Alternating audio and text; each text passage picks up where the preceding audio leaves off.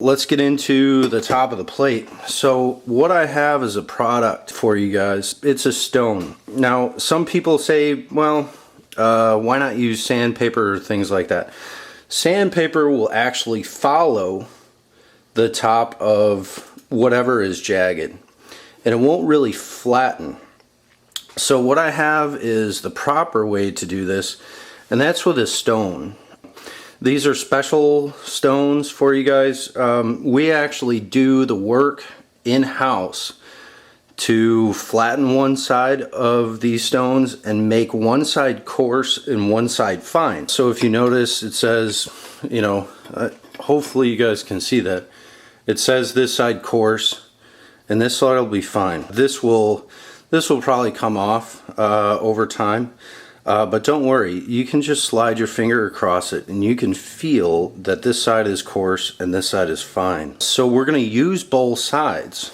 And what we're going to do is, on this person's T-slot plate, we're going to use a little bit of WD-40. What that's going to do is, if you use a stone just dry, it's going to do what we call loading. It's going to load the stone with aluminum, and aluminum tends to start to act very gummy. When it starts to become gummy, that's when it really adheres and it binds itself to whatever you're working with, whether it be the tooling or, in this case, the stones. So we want to avoid that. So we're going to use a little WD-40 to keep things wet. You can use water if you want, but on the molecular structure of aluminum, aluminum is a coagulant. In other words, it will suck up water.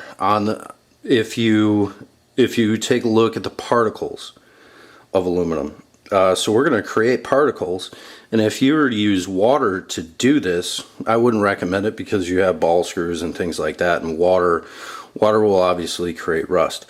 But also, the aluminum itself will dry up the water. So we're going to use WD-40. It's cheap, everybody can get it. So we're going to spray it down with a little bit of WD-40 before we get started. And just a thin coating, no big deal. And then first we're going to use the coarse side, and this is going to flatten all of the really high spots and get it down to something that we can work with to really flatten it out. Again, this side is fine, so it's not going to cut nearly as much material. It's also perfectly flat. Again, we do that in-house after we get it from manufacturers, to make sure that this is perfectly flat and this is really what you want to end up with. And this will lap the T-slot plate to where it's nice and flat. So let's go ahead and get started on this. We're just going to run it back and forth. Try and keep even pressure on the stone. Your force will, to some degree, push this stone out of shape. So if you push right here, you know, the stone will warp to where your pressure is. So you want to try and keep even pressure and just go back and forth. So this is really good. All this sound is telling us we are taking off those high spots. And if you notice that the WD-40 is starting to get gray, if you have some really bad T-slot plates, you're going to want to recoat it with WD-40, wipe it off, recoat it with WD-40, and keep going until you're done. You want to try and keep even strokes all the way across the T-slot plate. And I do realize this is going to be a lot harder with the T-slot plate inside of your guys' machine. Do the best that you can. The better that you do this, the better your outcome will be. So we're just going side to side. We want to take off all those high spots. You can actually feel all the high spots if you get good enough at this. You can feel all the high spots, where they're at, and how much you're taking off. So I'm just about there. It doesn't take a whole heck of a lot. You don't want to sit here for an hour and do this. because you'll probably end up dishing your T-slot plate. And again, the tolerances on this 1911 stuff is paper thin. It is. So we want to get rid of the high spots but not take off too much material. So let's go ahead and just feel this out one more time. Go back and forth. If you guys want also, what I've been noticing is that over time, when you put enough pressure on T-slot nuts, those little oval shaped nuts that you guys put in these, if you put enough pressure, you'll actually pull up the material along these slots. So we do want to go in two different directions. So one is back and forth, the other is just like this. And I'll try and keep even pressure like this and just go back and forth. I got some grittiness over here. That means something's going on this side. And if I wipe it away, let's see. If I wipe this away, maybe it can show me. Aha. I don't know if you can see that, but I have a high spot right here, and that's what's dragging on, giving me the weird sound. So this stone helps me see that, and I can continually go over that until I see it go flat.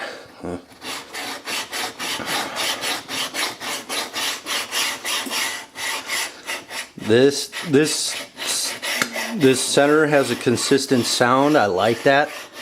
And then I have this, still have this one little spot right here. And hopefully we're getting much better with it.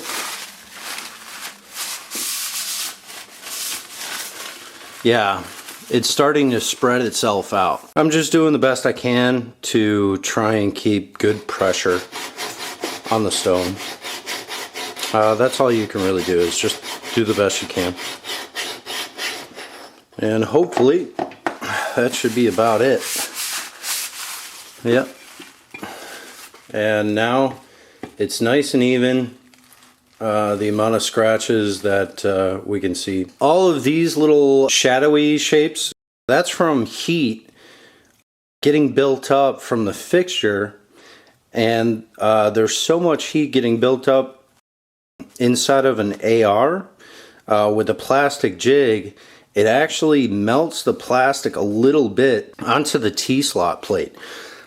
Don't worry too much about that. The stone is going to flatten everything out. So if it doesn't go away, don't worry about it.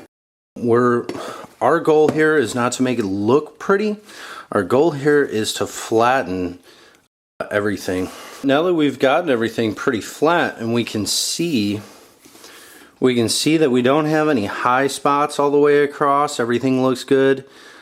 If I run my finger across it, I can't feel a high spot. I feel the low of where those scratches are, but I don't feel a raise, and I can see that the scratches are consistent across the top of those. So I should be pretty close to flat. So now it's time to use the other side of the stone, and that's the fine part of the stone. I can just run my finger across it, find out which one is the fine side, give it a little spray of WD-40, and just go ahead and what we're trying to accomplish now is to take out the micro scratches that are along the top. All of these scratches can get into your 1911 fixture. You want to have as good of a top surface as humanly possible. All of this stuff is based on the 1911 having really tight, high precision tolerances. And really just the smallest little bit, you know, that forced us into a position of having to do metal fixtures and doing everything the way that we did for a reason. We want to try and get these micro scratches out, and that's what the fine side is for. It's just simply just go back and forth, and you should see some amount of consistency with the top surface starting to get more shiny to some degree. It doesn't have to be perfect. Again, we're not looking for looks. We're looking for flatness. There's a very big difference between the two. As a lot of people will tell you, just because it looks shiny does not mean it's flat, and it doesn't mean it's perfect. So go back and forth a few times. You can even hear it in the stone, and you can feel it as you drag the stone across. If there are any high spots as you're dragging across, it'll stick a little bit, and it'll want to drag more. I have a fairly even consistent slide, and then I get to a spot over here, and the stone is just barely dragging. And we're about to wipe this as soon as I'm finished, and take a look at that real quick. I can feel it dragging, and you can almost hear it dragging in two spots. I think we're still dragging over here where we saw that, but it's not a hard drag. If the stone drags real hard, that means you need to flip it back over and continue working with the coarse side. Whether you're working with the coarse side or the fine side, let me also say, let the stone do all the work. Don't put a lot of pressure into it. Just keep things nice and consistent. When you start to see the WD-40 get a little gray like this, it's time to wipe it and put some more on. You can also wipe the stone real quick. Just take that away, and then wipe the T-slot plate, and we can see a pretty major difference between when we started and now. We have all these micro scratches, but that's just for looks. The top surface, if I feel it, it feels very smooth. If you try and use a flashlight in different ways, you can take a look and find all these little things that tell a story about how the aluminum really is. Hopefully you guys can pick up on this, but I can see that there's a lot of shininess close to these rails. That means those were high spots, and we just stoned those out. All this stuff really plays into finishing a 1911 properly. I'll just show you a quick second T-slot plate. It kind of illustrates things a little bit differently. So here we have, it looks generally good. This little gouge right here, that we want to get out. But still, even though it looks pretty good, we don't want to assume just because it looks good that it is good. We really want to take the stone and find the coarse side, just give it a little spray. This one will likely not be as bad as the other one, so we just want to go over it a few times and just feel for anything, feel for the stone to drag. I would think that this one is going to be faster for me to finish than the other one. Yeah, I'm not really feeling too much drag. I did feel a few spots. We have some consistency across the top.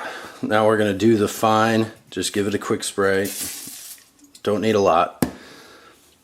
And then finish it up with the fine side. I feel a little drag right there. I want to focus on that spot for just a second. And this takes a little time to get the feel for, but you should be able, if you just go slow, take it easy, you should start to feel pretty much right away. I can feel that the stone is dragging on this part, so that tells me I got some high spots somewhere around here. It didn't feel like it on the coarse side because the coarse side was skipping over that. But now that I'm on the fine side, I can feel that right at the end, right around here, with this finger over here. I can feel that.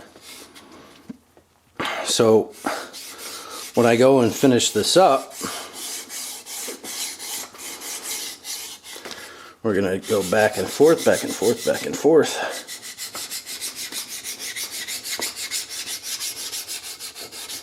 Yeah, she feels pretty good, nice and consistent. I'm gonna go back and forth this way once. I'm still picking up just a little bit of something over here. So I may want to continue with that. But you guys get the idea. That gives you a couple of examples. If you notice, this is actually a V1 table from a long time ago that somebody had sent in, and the previous one was obviously a V2. We take a look at this, and the material is actually talking to us. It's telling us a story. And the story it's saying is, along this edge, I'm high over here, and this is what we're stoning. So just in a little bit, it's telling me, hey, you haven't touched me yet. So you're high here, you've gotten this pretty good, but we need to work a little bit more. So that tells me that this whole table is cupped in this way, just a little. You wouldn't be able to see it unless you got an indicator out or something like that. We're talking about really high tolerances with the 1911. You should alleviate those alarms that you guys are having, especially with the x-axis. The z-axis, that means that you're not straight in this direction. So if it gives you that alarm, you're gonna have to redo it, because if you don't, your slide rail is gonna end up a little crooked. That's an over exaggeration of how it would be, but your slide will cut straight. It'll cut straight along the machine, but it won't be truly straight to the lower. And that's what we want. That's what we're trying to warn you guys. Hey, this isn't sitting right. In order for us to make this perfect and make it, you put one in and you complete the program, then it pops out and you can throw 1,000 rounds through it. I've already heard of people throwing 1,000 rounds through it pretty quick, and they had no issues. That's pretty much all the explanation of the 1911, what you guys are shooting for, and kind of the general concept and what you can do about it with these stones that we're going to start providing now. The stone is really key. We offer this stone for what we hope is a very reasonable price, considering it's 2 stones in 1. I think that just about does it. I hope I covered everything. If not, send us an email.